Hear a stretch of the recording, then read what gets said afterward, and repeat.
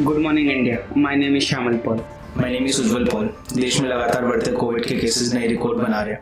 पिछले 24 घंटों में 3,15,000 से ज़्यादा नए केसेस आए हैं और ये अब तक किसी भी देश में एक दिन में सबसे हाईएस्ट केसेस है। भारत में अब तक 1.6 करोड़ से ज़्यादा लोग कोविड की चपेट में आ चुके हैं, जिसमें से 1.3 करोड़ लोग ठीक हो चुके हैं, लेकिन 1,80,000 से ज़्यादा लोगों की मृत्यु हो चुकी है। लेकिन घबराने की बात तब है जब आप इन आंकड़ों को पिछले साल के आंकड़ों से कंपेयर करोगे।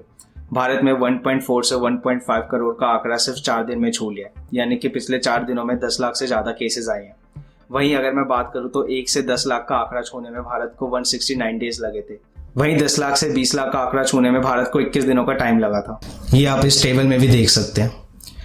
पिछली बार जब भारत में पीक आया था तो 10 लाख का आंकड़ा छूने में भारत को 11 दिनों का समय लगा था। उसके बाद कोविड के केसेस में कमी आई थी, लेकिन फिर से भारत में कोविड के केसेस बड़ी तेजी से आ रहे हैं और इस वजह से सिर्फ 4 दिन में 10 लाख से ज़्यादा कोविड के केसेस आ चुके हैं। पिछली बार भारत में जब कोविड के केसेस आए थे और जब पीक आया था तो 10 लाख से ज़्यादा एक्टिव केसेस थे पूरे देश में, लेकिन अभी जो पीक भारत में चल रहा है उसके वजह से एक्टिव केसेस की संख्या 20 लाख से भी ज़्यादा है। इसी के चलते हमने अपनी लास्ट वीडियो में भी बताया था कि कई राज्यों में लॉकडाउन या नाइट कर्फ्यू लगाया जा चुका है। अभी रिसेंट टाइम में दिल्ली में पहले 2 दिन का कर्फ्यू और उसके बाद पूरे 1 वीक का कर्फ्यू लगाया जा चुका है। वहीं राजस्थान में 22 अप्रैल से 21 मई तक धारा 144 लागू कर दिया गया। वहीं महाराष्ट्र में भी 1 वीक का कर्फ्यू लगाया जा चुका है। वहीं तेलंगाना में नाइट कर्फ्यू लगाया जा चुका है और उसके बाद जम्मू एंड कश्मीर में भी नाइट कर्फ्यू लगाया जा चुका है। ऐसा क्यों है कि भारत में अब इतने ज़्यादा कोरोना के केसेस आ रहे हैं और एक्टिव केसेस की संख्या भी इतनी तेज़ी से बढ़ रही है। बढ़ते हुए केसेस के पीछे जो सबसे बड़ा रीज़न है वो है कोरोना वायरस में होने वाला डबल म्यूटेशन। भारत के वैज्ञानिक अभी ये कंफर्म तो नहीं कह सकते कि ये ड्यूल म्यूटेशन B1.67 की वजह से इतने केसेस बढ़ रहे हैं, क्योंकि भारत के वैज्ञानिकों के पास अभी इतना जीनोम सैंपल नहीं है कि वो कंफर्म बता सके। लेकिन महाराष्ट्र में जितने भी सैंपल मिले हैं उसके आधार पर 61% मामलों में ये नया वेरिएंट ही पाया गया। अभी इंडिया और यूके के बीच हवाई सफ़र के चलते यूके में भी 103 लोगों में ये नया वेरिएंट पाया गया। उसके बाद इंडिया से जितनी भी फ़्लाइट यूके जानी थी उन सभी फ़्लाइटों को कैंसिल कर दिया गया। यही नहीं, इसके अलावा यूके से ये वेरिएंट 17 अलग देशों में भी फैल चुका है और अमेरिका के भी 15 राज्यों में ये नया वेरिएंट पाया जा चुका है। वैज्ञानिक इस बात का पता लगाने की कोशिश कर रहे हैं कि क्या दोनों म्यूटेशन E484Q और L452R, क्या ये दोनों म्यूटेशन एक साथ नए वेरिएंट में आ गए हैं। वैसे तो इस वेरिएंट का अधिकांश हिस्सा इतना इम्पोर्टेंट नहीं है और इससे कोरोना वायरस के बिहेवियर में ज़्यादा चेंजेस भी नहीं होता, लेकिन म्यूटेशन E484Q ऐसे म्यूटेशन इस वायरस को खतरनाक बना देते हैं। वैसे तो म्यूटेशन E484Q काफ़ी हद तक E484K वेरिएंट से मिलता है।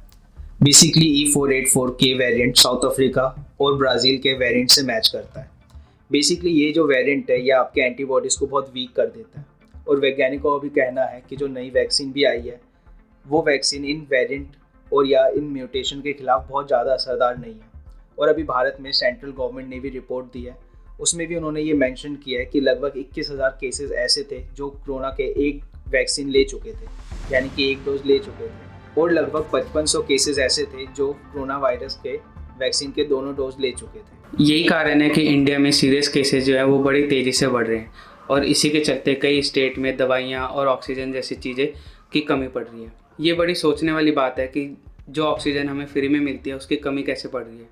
ये आप सभी को पता होगा कि जिस हवा में हम सांस लेते हैं उसमें ऑक्सीजन के अलावा और भी कई सारी गैसें होती हैं, लेकिन जो मेडिकल इंडस्ट्री में यूज़ होता है उसमें जो ऑक्सीजन लेवल होता है 99.5% होता है। और ये जो ऑक्सीजन मेडिकल इंडस्ट्री में यूज़ होता है ये ऑक्सीजन आपको नेचुरल तरीके से नहीं मिलता है। हॉस्पिटल में जो ऑक्सीजन यूज़ होता है इसको एक प्लांट में रिफ़ाइन किया जाता है और ऑक्सीजन को जो रिफ़ाइन किया जाता है इस प्रोसीजर को क्रायोजेनिक डिस्टिलेशन कहा जाता है। अगर मैं आपको नॉर्मली बताऊँ तो पहले हवा को रिफ़ाइन किया जाता है, जिससे क्या होता है कि इसमें जितनी भी धूल मिट्टी के कण होते हैं और जो अदर चीज़ें होती हैं वो रिफ़ाइन हो जाती है। उसके बाद इसको कंप्रेस करके ठंडा किया जाता है, इससे ये हवा जो होती है वो लिक्विड फॉर्म में आ जाती है। फिर इसको 185 डिग्री सेल्सियस में इसको बॉयल किया जाता है, क्योंकि ऑक्सीजन जो होता है वो 185 डिग्री सेल्सियस में भाप बनने लग जाता है। इस तरीके से ऑक्सीजन को बाकी गैसों से अलग किया जाता है और उसके बाद इसको ऑक्सीजन सिलेंडर में स्टोर किया जाता है और उसके बाद इसको मेडिकल इंडस्ट्री और अदर इंडस्ट्री में सप्लाई किया जाता है। ऐसा क्यों है कि दिल्ली में और पूरे इंडिया में ऑक्सीजन की कमी पड़ रही है। अगर मैं बात करूँ एक नॉर्मल इंसान की, आप और मैं, तो एक नॉर्मल इंसान 1 मिनट में 7 से 8 लीटर सांस ले लेता है और अगर मैं बात करूँ पूरे दिन में तो एक नॉर्मल इंसान 11,000 लीटर सांस ले लेता है। और अगर मैं इसमें आपको ऑक्सीजन की मात्रा बताऊँ तो इंडिया में जो हवा है उसमें 20 से 21% ऑक्सीजन होता है। तो उसके हिसाब से अगर आप कैलकुलेट करोगे तो एक नॉर्मल इंसान 550 लीटर ऑक्सीजन एक दिन में सांस ले लेता है। वहीं बात करूँ अगर मैं एक कोविड पेशेंट की, तो एक कोविड पेशेंट 1 मिनट में 60 लीटर से 70 लीटर सांस ले लेता है। और अगर मैं पूरे दिन की बात करूँ तो वो 86,000 लीटर सांस लेता है। वहीं अगर मैं बात करूँ वेंटिलेटर वाले पेशेंट की, तो वेंटिलेटर का जो पेशेंट होता है वो एक दिन में 1 लाख लीटर सांस ले लेता है। अभी इंडिया में बड़ी तेज़ी से कोविड के केसेस बढ़ रहे हैं, और अगर मैं इंडिया की रिपोर्ट की बात करूँ तो जितने भी केसेस आ रहे हैं उसमें से 5 से 6% ही क्रिटिकल केसेस होते हैं जिनको ऑक्सीजन की ज़रूरत पड़ती है, बाकियों को ऑक्सीजन की ज़रूरत नहीं पड़ती।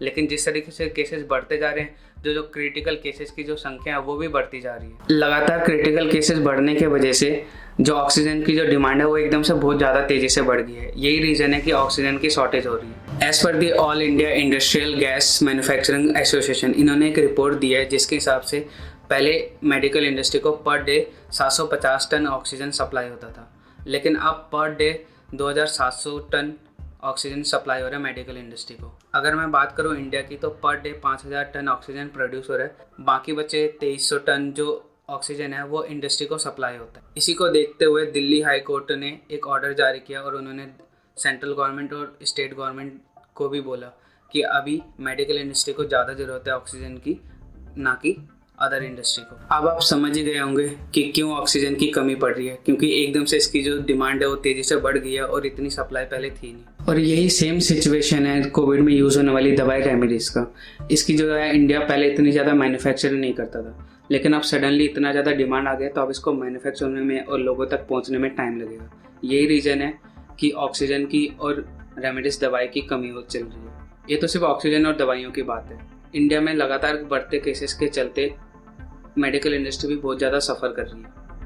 अगर मैं बात करूँ अभी इंडिया की, तो इंडिया में लगभग 23 लाख एक्टिव केसेस हैं, और उसके हिसाब से इंडिया में जो कोविड बेड है वो सिर्फ लगभग 19 लाख है, जिसमें से 1 लाख आईसीयू बेड है और लगभग 48,000 वेंटिलेटर है पूरे इंडिया में। और आप ये इस टेबल में भी देख सकते हो और अपने स्टेट के हिसाब से आप देख सकते हो कि आपके स्टेट में टोटल कितने बेड्स है और कितने आईसीयू बेड है और कितने वेंटिलेटर। वहीं कुछ स्टेट की हालत बहुत ही ज़्यादा ख़राब है। अगर मैं बात करूं दिल्ली की, तो दिल्ली में टोटल एक्टिव केसेज जो हैं वो 86,000 हैं, और उसके हिसाब से दिल्ली में जो कोविड बेड है वो लगभग 40,000 है। वहीं अगर मैं बात करूं आईसीयू बेड की, वो लगभग 1900 है। और अगर मैं बात करूं वेंटिलेटर की, तो सिर्फ 980 वेंटिलेटर है दिल्ली में। और अगर मैं दिल्ली की बात करूं कि कितने बेड खाली हैं, तो अभी सिर्फ 2100 बेड के आसपास ही खाली हैं। और अगर मैं आईसीयू बेड की बात करूँ तो सिर्फ 15 आईसीयू बेड खाली है। ये आज की डेट की रिपोर्ट। इसी तरीके से बाकी कुछ इंडिया में और भी स्टेट है जिनकी हालत अभी काफ़ी ख़राब है। महाराष्ट्र हो गया या कर्नाटका हो गया, केरला हो गया, इन जगहों पे मेडिकल जो इंडस्ट्री है वो बहुत ज़्यादा सफ़र कर रही है। इस वीडियो को ज़्यादा से ज़्यादा शेयर करो ताकि ये इन्फॉर्मेशन और भी लोगों तक पहुंच सके, और आप और हम अभी जितना हो सकता है उतना कोशिश करें कि घर में रहे और सैनिटाइज़र और मास्क, ये 2 चीज़ें यूज़ करें रेगुलर बेसिस पे। Thank you for watching this video. अगर आपको ये इन्फॉर्मेशन अच्छी लगी हो तो मेरे चैनल को सब्सक्राइब करो। हम मिलते हैं आपको अगले वीडियो में।